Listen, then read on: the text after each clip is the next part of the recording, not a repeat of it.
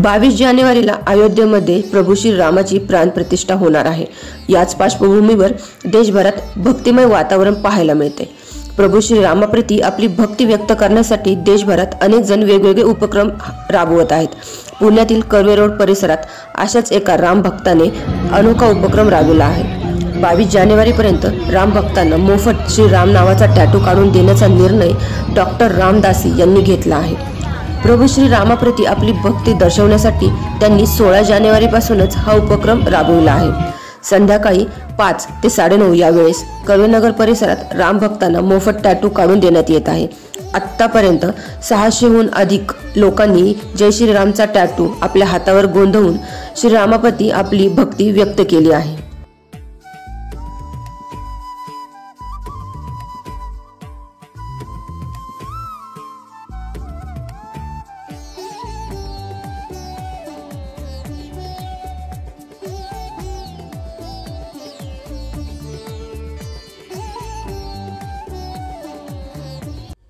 आमची व्हिडिओ बातमी आवडल्यास लाईक, शेअर आणि समांतर चॅनलला सबस्क्राइब करायला विसरू नका।